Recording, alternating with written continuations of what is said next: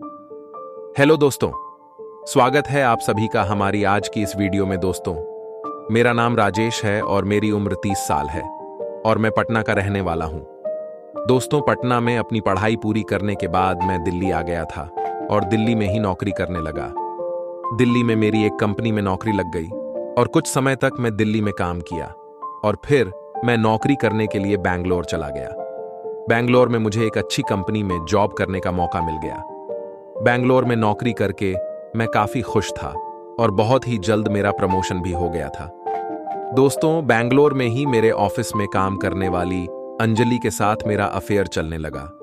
मुझे तो देखते ही वह पसंद आ गई थी क्योंकि उसका फिगर बहुत कातिलाना था। ऑफिस में उसको पाने के लिए बहुत ही लोग पागल थे। कुछ दिन बाद मेरे और अंजलि के बीच दोस्ती हो गई और धीरे धीरे हमारी दोस्ती प्यार में बदल गई और हम दोनों एक दूसरे को प्यार करने के साथ रोज प्यार भरी बातें भी करने लगे थे। लेकिन अंजलि पहले से ही शादीशुदा थी और उसके पति के साथ तलाक हो गया था। हम दोनों एक दूसरे को बहुत ज्यादा प्यार करते थे, इसलिए मुझे और अंजलि को एक दूसरे के साथ काफी अच्छा लगता था।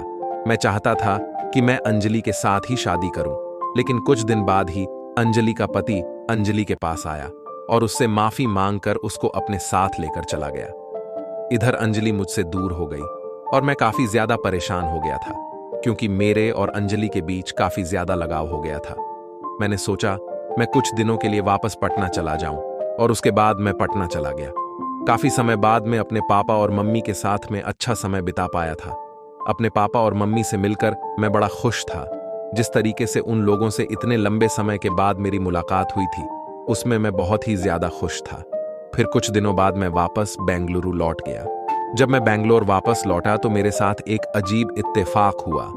मुझे एक जाना पहचाना चेहरा दिखाई दिया तो मेरी तरफ देख रहा था।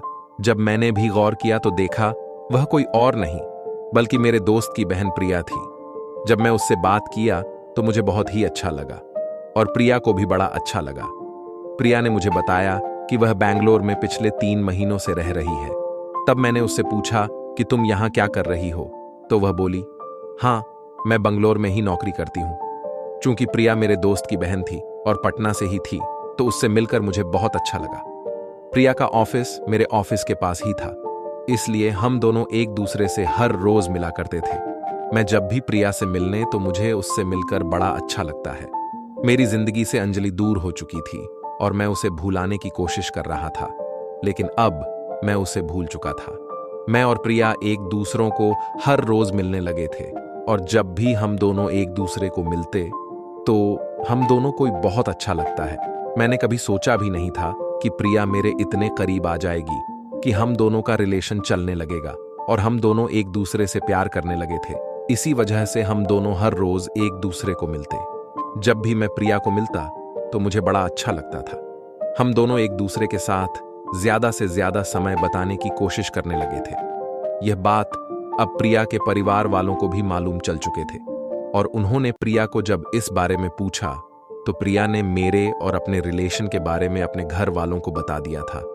प्रिया के परिवार वालों को इसके कोई भी ऐतराज नहीं था और वह लोग भी चाहते थे कि हम दोनों की शादी हो जाए। मैं एक अच्छी कंपनी में जॉब करता हूं और सब लोग मुझे पहले ही जानते थे, इसलिए हम दोनों की जिंदगी में अब काफी बदलाव आते हैं। हम दोनों ने सगाई करने का फैसला कर लिया था। जब हम दोनों की सगाई हुई तो उसके बाद हम दोनों के बीच और भी नजदीकियां बढ़ती चली गईं और अब हम एक दूसरे को काफी प्यार करने लगे थे। यही वजह थी कि हम दोनों जल्द से जल्द एक दूसरे से शादी करना चाहते थे क्योंकि अब वह मुझे रहा नहीं जाता था। मैंने पूरी तरीके से सोच लिया था कि अब मैं और प्रिया एक दूसरे से शादी कर लेंगे और हम दोनों ने शादी करने के बाद बैंगलोर में ही रहने का फैसला किया। इसलिए हम दोनों एक दूसरे के साथ रहने लगे थे और रोज आधा आधा घंटा एक दूसरे से प्यार भरी बातें करते। हम दोनों की जिंदगी बहुत अच्छे से चल रही थी। शादी के कुछ महीनों बाद ही मैं और प्रिया ने एक फ्लैट लेने के बारे में सोचा और हम दोनों ने जल्द ही बैंगलोर में एक फ्लैट ले लिया और उसी में रहने लगे। अब हमारी जिंदगी और भी अच्छे से चलने लगी थी। हम दोनों ऑफिस से आने के बाद खूब मन लगाकर एक दूसरे से बातें करते। उसके बाद हम दोनों का जब मूड फ्रेश हो जाता और दिमाग हल्का हो जाता, तब हम लोग एक दूसरे के साथ खाना बनाते, खाते और सो जाते। दोस्तों, आप लोग हो बहुत कमाल के। उम्मीद करता हूं कि बातें करने के मतलब को अच्छी तरीके से जान गए होंगे। तो दोस्तों, कैसी लगी हमारी कहानी आप सभी को? कमेंट करके हमें बताइए कि जरूर अगर हमारी वीडियो आप सभी को अच्छी लगी हो तो वीडियो को लाइक करने के साथ हमारे चैनल को सब्सक्राइब जरूर कीजिए। धन्यवाद।